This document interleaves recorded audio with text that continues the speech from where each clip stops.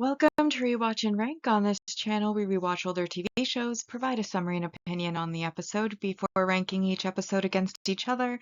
Today's episode is Bleach Soul Society The Rescue Arc, Episode 62, Gather Together, Group of the Strongest Shinigami.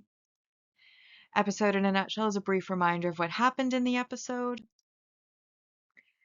So, start of the episode, we pick up with the interruption of Komamura to Aizen's bragging villain speech. He's quickly dispatched. Then Aizen continues his speech about how, everybody has the order of events wrong. As soon as Rukia was spotted in the human world, he killed the Sacred 46 or whatever then.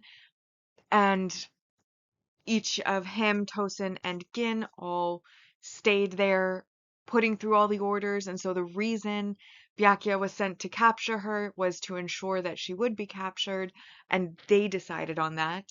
Then her execution was decided by them as well, because apparently the only way to extract an object hidden inside of a soul is either to burn the soul away from the object, leaving only the object behind, hence why he wanted her executed by the fire stick. That, of course, failed.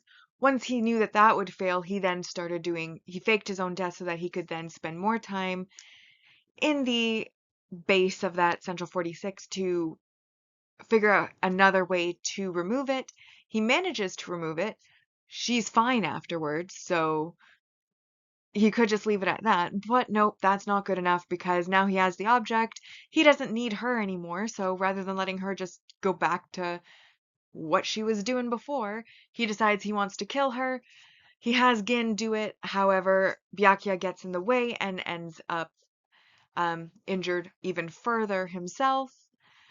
But luckily, this is when all of the other scattered across the Soul Society Shinigami, including Kakaku and Jindambo, all arrive to try to stop them. Unfortunately, before any sort of progress can be made or fight can be had, the Hollows, Menos Grandes, basically rip the sky open, use a membrane spell, Negation, to pull up Tosin, Gin, and Aizen, and they then make their escape completely unscathed, while Aizen brags about how he is trying to become the ruler of heaven and exceed his limits. Basically more of the same of what we've heard from him before. After that, Olive Squad for the healers come and they start to treat everybody. Inoue treats Ichigo herself with her power, and that draws some attention because it's an odd power as far as the other members of Soul Society are concerned. Like, this is a power they haven't seen before. So she draws some curiosity, but they've decided that if not for the Ryoka, Soul Society might have fallen, and so they're somehow the saviors. And then the second half of the episode is basically taken up with a flashback of Byakuya explaining to Rukia who Hisana was, and specifically who Hisana was to Rukia, and why Rukia was therefore brought in, and what type of struggle Byakuya had with regards to whether he keeps his oath to Hisana or the one he made to his parents' graves, not to break any more rules after he broke rules to bring in Rukia. And that's what happened. So now that we've been reminded about what happened in the episode, we'll now rank the episode, first on the mostly objective ranking, followed by the personal ranking. So we obviously have our resolved subplot. I can't call it a resolved battle because, frankly speaking, no battle really took place. But basically, Aizen's revealed himself. Aizen's made his escape. So the whole Aizen subplot has been resolved with his escape, but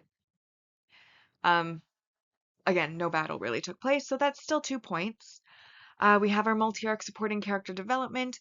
We got a brief flashback of Komamura and Tosin meeting for the first time, and how they both decided to become death gods, and Tosin revealing that the reason he wanted to be a death god was because of his friend, and that he was seeking justice. When Komamura then confronts him about this, he basically says, I am justice, so whatever I choose to be justice, whatever path I walk, is justice.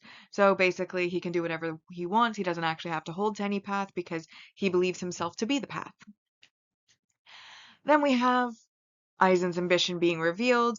Apparently, the King of Heaven's seat is empty currently, and he wants that seat. And to get that seat, he's decided to overcome his limits, which is why he's teamed up with the Hollows and trying to surpass Shinigami by hollowifying a Shinigami. Um, and then we have the Byakuya and Hisana flashback where he basically reveals Rukia was abandoned as a baby by Hisana who didn't feel okay taking care of her anymore. Hisana then married Byakuya, and she decided once she was in a better place that, oops, I regret leaving my baby sister behind in poverty on the streets. Let me go and try to find her. She fails to find her, ends up getting sick and dying, which still confuses me because why are people in the realms of the dead in Soul Society where you go after you've already died dying? I still don't understand why that's a thing or how that's a thing. Like, is it a multi-tiered system where you go to multiple worlds and die in each one? Like, it doesn't really explain how exactly it is that souls of people who have already died are still dying in Soul Society, but that's just poor world building, honestly. Either way, she dies of an illness that she contracted as a dead person, um, and makes Byakuya promise to find her sister, but not tell her sister she's her sister, and then, raise and protect her. Byakuya then, to keep this promise to his wife who he loved and is gone, finds Rukia, brings her into the family. This, however, goes against the family rules, tarnishes the family's reputation, etc. So, because he is ashamed of breaking the rules, he then goes to his parents' grave, says something along the lines of, I will never break any rules again now that I've broken this big one. So then, basically, when Rukia is now about to be executed, he has either follow the rules as he promised his parents' grave, or protect Rukia as he promised his wife. And ultimately, we know he decided on the don't break rules that he gave to his parents' grave. Um, though it was through his fight with Ichigo, when Ichigo said he would still fight the law, that he started to think maybe he was wrong about that, and that is why he is now telling Rukia about it. And of course, that's a very complex, long story, so it's no wonder it took half an episode to tell us about. Um, Anyways, then we have our multi-arc supporting character growths. Aizen uses Kurohitsuji, which is a black coffin, and that's what he uses against Komamura to dispatch him quite easily. Kukaku, upon her entrance, uses Raikoho, which is Thunder War Seer, which is also a spell. Pretty much does nothing. And then we had the hollow power, that was the Negation, which was the counter membrane. I put that there because I guess hollows as a whole species is recurring characters throughout the series, but no one singular hollow was named. This was just Menos Grande hollows appearing. And then we do have the negative messaging or behavior, which I felt was so Aizen is able to extract the object from Rukia without like really harming her at all. Her soul heals pretty much immediately. She's completely fine. And again, like instead of just I've gotten what I wanted, let me take that and go achieve my goals. He's like, oh, I have to go the extra step to kill this person because I thought they were going to die when I took this object. Since they didn't die, even though I have no grudge against them specifically, I have to make sure that they die after all because, you know, no reason whatsoever, and tries to kill her. Of course, then again, he ends up stopped, but I just thought that was the stupidest thing ever because it's like you've got what you wanted. You got it bloodlessly. Had you just taken that path from the start, you could have snuck into her room, taken out the thing, and then gone about your day and she'd be none the wiser. Instead, you've made this whole kerfuffle, this whole big deal, tried to kill her even after you've gotten the object for, again, no discernible reason, just to prove that you're a bad guy and that you want to do bad things. So, minus 2 points for that, but still leaves it as a 10 out of 10 episode.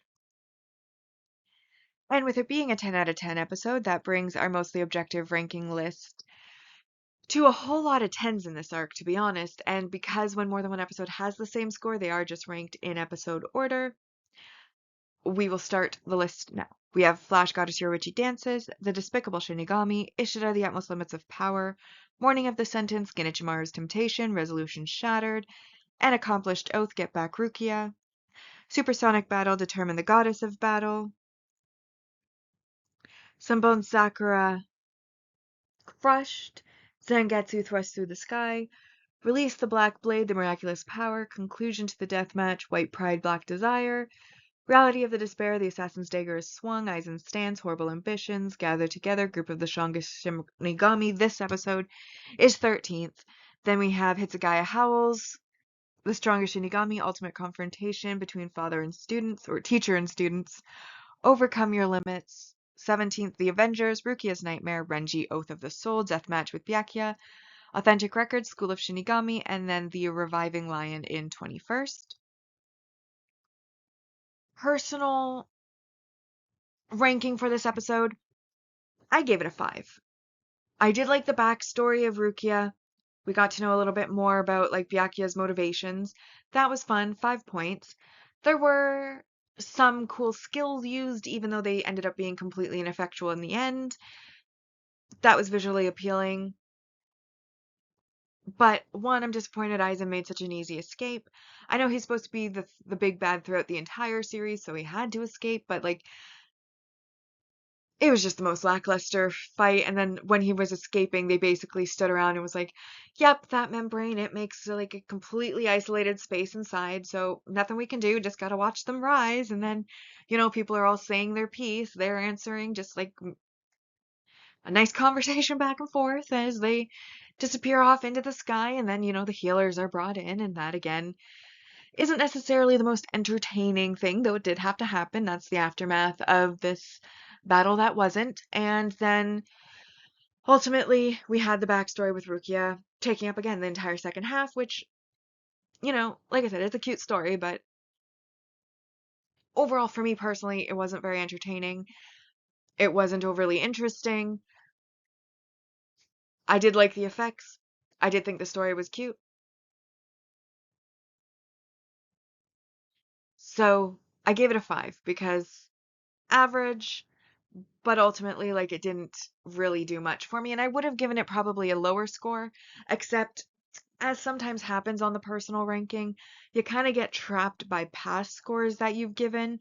Like, I know I like this episode more than this other episode, but I gave that episode a 5. So if I like this episode more, it has to be a 5, even though in the mood I'm in currently, I would want to give it a lower score, but I can't give it a lower score than this other episode because I like it more than that episode is kind of where I ended up. So that's really why it's a 5. Though if I could go back in time and I knew ahead of time that this episode that I liked more should have gotten a lower score, then I would have marked that other episode lower, but I didn't. So trapped at 5. Go figure. Anyways, that brings the personal ranking to in first, Release the Black Blade, The Miraculous Power, Conclusion of the Deathmatch, White Pride and Black Desire, An Accomplished Oath, Get Back Rukia, Ishida, The Utmost Limits of Power, Supersonic Battle, Determine the Goddess of Battle, Sunbone Sakura Crush, Zangetsu Thrust Through the Sky, The Despicable Shinigami, The Reviving Lion, Aizen Stands, Horrible Ambitions, Renji, Oath of the Soul, Deathmatch with Byakuya, Morning of the Sentence, Hitsugaya Howls, Genichimaru's Temptation, Resolution Shattered, Flash Goddess Yoruichi Dances, The Strongest Shinigami, Ultimate Confrontation between Teacher and Students, The Avengers, Reality of Despair, The Assassin's Dagger is Swan, and then this episode is all the way down at 18, Gather Together, Group of the Strongest Shinigami, Authentic Records, School of Shinigami, Rukia's Nightmare, and Overcome Your Limits is currently in 21st place. Bringing us to the series rankings so far, and our mostly objective and personal ranking are aligned. First place, Agent of the Shinigami arc. Second, Soul Society the Sneak Entry arc. Soul Society the Rescue arc currently has 187 out of 220, and Soul Society the Rescue arc has 148 out of 220 on the personal side. With that, we've now rewatched and ranked Bleach Soul Society The Rescue Arc, episode 62, Gather Together, group of the strongest Shinigami who end up doing absolutely nothing, realistically. Like and subscribe if you'd like to, and I'll see you in the next episode.